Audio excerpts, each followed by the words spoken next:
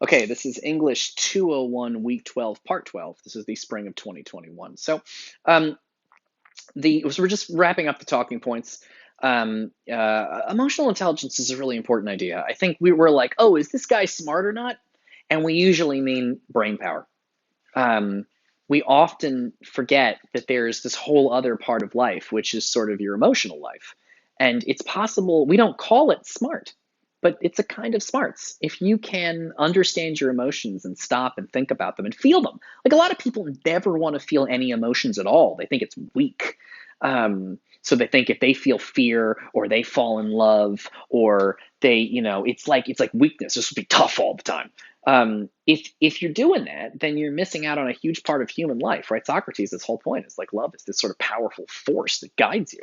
That's a kind of emotional intelligence to realize like the sort of gifts that love can bring. It's the same thing these essays. The Walker talks about fear.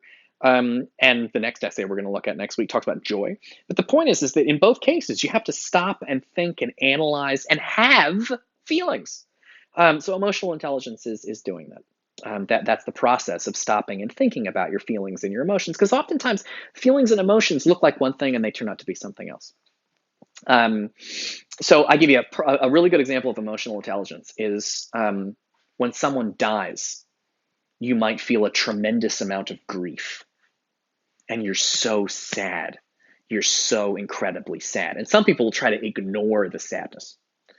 But an emotionally intelligent person will tell you, what is grief? Like, what is it? Why do you get so upset? And I can't remember who said this, but somebody said that grief is just love that doesn't have anywhere to go. Right? Like that's right. That is what grief is. Grief is love that doesn't have anywhere to go. When you love someone and they die, you still love them, but they're not there anymore. And that's what grief is. Grief is love that doesn't have anywhere to go. Which means it's interesting that when you feel grief, that's love. That's the love that you had for that person that no longer attaches itself to anything because the person's gone. Like that kind of analysis is an emotional intelligence. Now, it's different than the kind of analysis you would need to solve a math problem or to win a chess game, but it's a kind of intelligence. I'm going to say something that really doesn't have anything to do with this class, but I'm going to say it anyway. The reason why we use the word intelligence to mean brain power, and a lot of people have never heard of emotional intelligence before, is because we tend to think of men and masculine people as having brain power and women as having feelings. And we live in a society that thinks problem solving is really important and emotions are stupid and get in the way. It's a way of dismissing women. Ignoring emotional intelligence is a way of saying, because people are like, women are stupid. Well, women have feelings and they think about their feelings, and everybody has feelings, but women are it's socially acceptable for women to feel their feelings and thus to think about them, and men are told not to feel their feelings. Don't be afraid of anything, and they have no ability to analyze their feelings, and so that you get a situation because women are allowed to feel feelings and thus allowed to think about their feelings, and men are told feelings are weakness and that they should just problem solve. You get in a situation where men have like math intelligence or problem solving intelligence, and they can like build a fence and fix a toilet and fix a car and build things and shoot stuff and whatever. But like women have emotional intelligence, and we just don't call it emotional intelligence because we don't really like what women do that much, because we don't really like women that much in this country, or emotional men such as myself.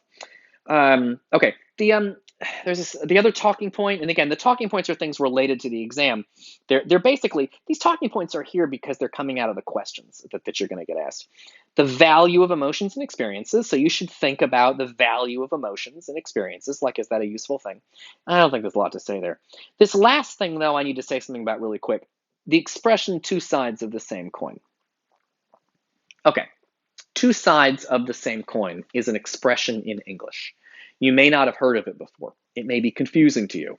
I will tell you, the reason they want you to know what the expression means is because it's going to be in one of the questions. Now, it may not be in the questions that you get, because there's like you're going to see 3 questions, but the committee writes like 12, and your class gets 3, and the class next to you may get 3 different ones. Don't forget, you always have to quote Walker and Smith no matter what. And 500-word essay, every paragraph's got to connect to the question you're answering or the prompt you're answering, and you got to quote both of them. All right, and you only pick one question to answer. But the reason they're asking you about the reason they want you to know the phrase two sides of the same coin is because it's going to be in the question somewhere. So let's talk about this expression, because a lot of you may know what it means already. But for a lot of people who didn't grow up with English as a first language, it might be a confusing thing to say. So it's just worth it to just explain what it means. It's not super complicated. So you know how a coin has 2 sides? And those sides are opposites, right? You got one on the top and one on the bottom, or one on the left and one on the right, but they're on opposite. The coin has opposite sides. I should pick up a fucking coin, but I don't have any coins right now. I'm not going to do it. So coins have 2 different sides, and they're opposites. So 2 sides of the same coin is when you have something that is opposite something else, but they're the same thing. They're connected in some way.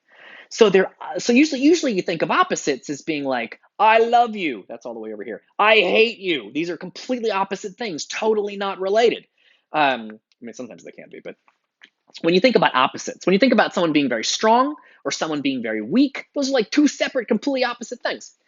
2 sides of the same coin means that things are opposite, but they're linked, or they're the same thing. So a good example of this you'd be like, if you're going to the gym, you go to the gym to get strong, but you're like, oh, I'm really getting big, but man, my arms hurt. That's 2 sides of the same coin, because you're getting your muscles, but you're also in pain. But yet it has to be both. They're opposites, because on one hand you're getting stronger, but also you're in pain, and that's a kind of weakness. But they're connected. It's 2 sides of the same coin. And it's usually used to describe opposite things when it's related to the same thing. So for example, if you buy a car and it's white, on the one hand, that's a really nice color for a car. That's good. On the other hand, that color gets dirty real fast, so you got to wash it more often. So that's a good thing and a bad thing, but it's the same thing. White paint on a car both looks good and needs a lot of cleaning. So on the one hand, good, on the one hand, bad, but it's the same thing. So that's what 2 sides of the same coin means. It's when there's a whole bunch of examples we could use of this. Like, I'm sure you can think of this, but like a lot of people, for example, will they're depressed.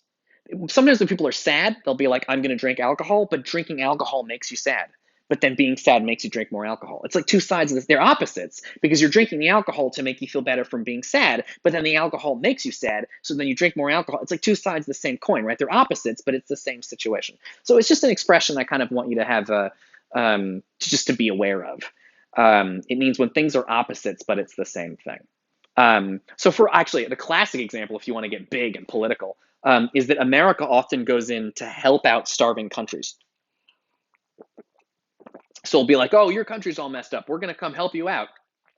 But we're actually solving a problem that we caused, right? It was like our economic and foreign policy things that caused the country. We will fuck up a country and then go to that country to try to help when we're the ones who fucked it up. Somebody joked that movies about American soldiers. Somebody was joking that in America, soldiers will go to another country and bomb the citizens of that country, and then 20 years later make a movie about how bombing those people made the soldiers feel sad. But it's like 2 sides of the same coin, right? It's the same thing. It's like the problems you're trying to think about are the same ones you're causing. So like America will often fuck up other countries and then be like, we'll help you clean that up. Like, you messed it up, dude. Anyway, it's like, oh, we're in Afghanistan helping clean up over there. Like, we're the ones that blew it up. Okay, and I think that's it. I will see you guys next week for the final lecture.